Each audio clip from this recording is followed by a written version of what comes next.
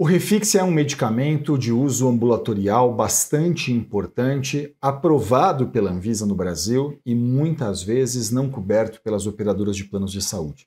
As empresas costumam dizer, por exemplo, que, embora tenha o registro sanitário dele, elas não estão obrigadas a custear por ele não constar dentro do rol de procedimentos da ANS. Mas e aí? Será que isso é verdade? Eu sou Elton Fernandes, advogado, especialista em plano de saúde. Eu sou professor de Direito e também sou autor do livro jurídico Manual de Direito da Saúde Suplementar. Eu vou ajudar você hoje a compreender um pouco melhor as regras do setor de planos de saúde.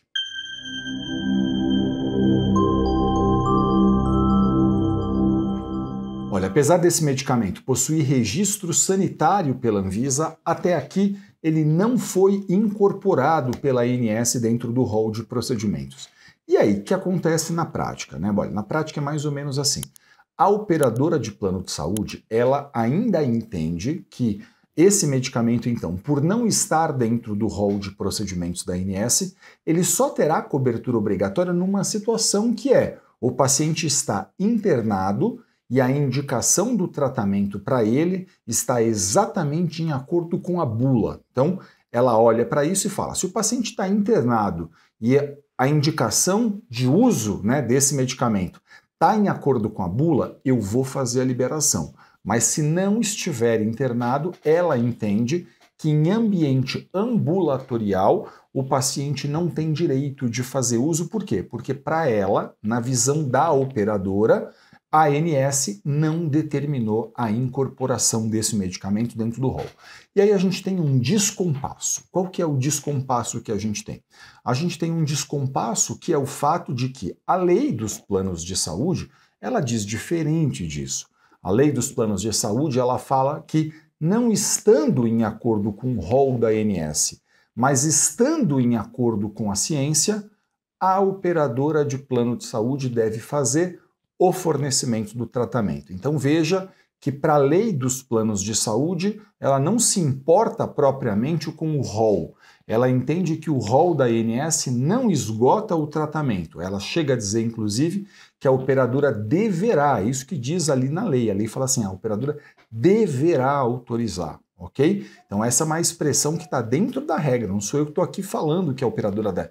A lei diz essa expressão com toda a clareza. Então, claro, nessa situação, contudo, a gente tem que pensar o seguinte, o que a ANS faz? Olha, a ANS fiscaliza as regras dela, as regras que ela determinou. Então a gente tem que pensar assim, se o seu caso, se a sua indicação está, por exemplo, em acordo com uma regra da ANS, a ANS provavelmente fiscalizará e pode determinar a cobertura pela operadora de plano de saúde. Agora, se o seu caso não está em acordo com a regra da ANS, fazer uma denúncia na ANS pode soar mais como um argumento para fazer pressão na operadora do que propriamente como algo em que eu acredito efetivamente que irá resolver. Por quê?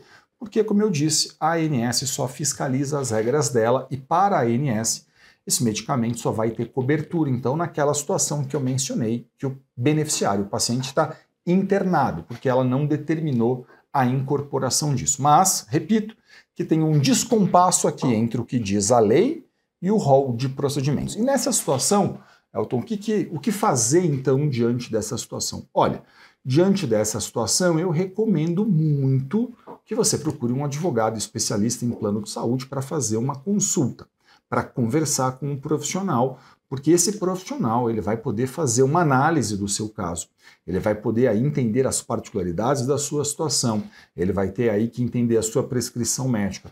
Ele vai poder, por exemplo, vou dar um exemplo concreto aqui, ele pode, por exemplo, pegar a sua prescrição, ele pode ver se sua prescrição está em acordo com a bula, se está em acordo até com plataformas científicas que disponibilizam artigos técnicos, por exemplo, de consulta do cotidiano, a fim de que a gente possa até antever, né, qual grau de evidência científica tem, por exemplo, aquele tratamento médico ao seu caso.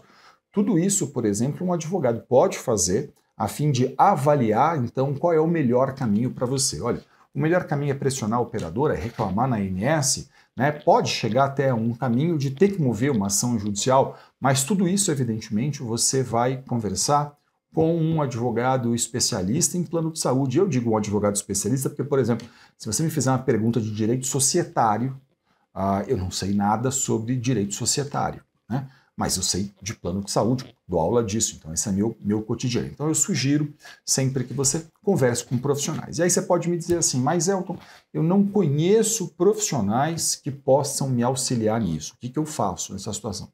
Deixa eu explicar o seguinte. Hoje, tudo isso você consegue fazer eletronicamente. Você não conhece alguém na sua cidade, você não se incomoda, por exemplo, em fazer uma reunião online, né? Vamos pensar, pode ser um caminho. Você então vai procurar um profissional e vai entrar em contato, fazer uma reunião online e ele vai poder atender você online, falar com você online, porque tudo isso hoje é feito de forma online. Se tiver que mover uma ação judicial, por exemplo, essa ação judicial poderá ser movida, né? Aliás, poderá não, é obrigatório. Você só pode mover uma ação hoje de forma inteiramente online. Não importa que você e o advogado estejam na mesma cidade, não importa nem que você vá até o escritório do advogado.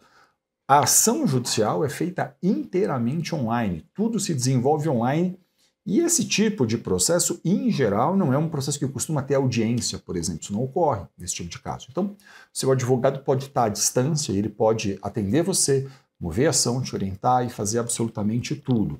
Ah, Elton, mas eu não conheço um profissional, não consigo encontrar ninguém. Tá, olha, tem gente em todo o Brasil muitíssimo qualificada. Eu tenho um orgulho imenso de poder dizer para vocês que em todo o país eu tenho alunos, advogados, alunos meus em todo o Brasil, e eu tenho muito orgulho de poder dizer, enquanto professor deles, que eles saem capacitados, qualificados, gabaritados para entender a complexidade da situação, para manejar esse tipo de caso, para fazer a melhor análise, para atender você de uma maneira técnica, absolutamente profissional e prestar a você a melhor orientação ao caso. A gente vai ficar preocupado, mas se eu tiver que mover uma ação vai demorar muito. Tá? Olha, a ação pode não ser o único caminho, ao mesmo tempo pode ser um caminho possível que vai ter que ser discutido com o seu advogado.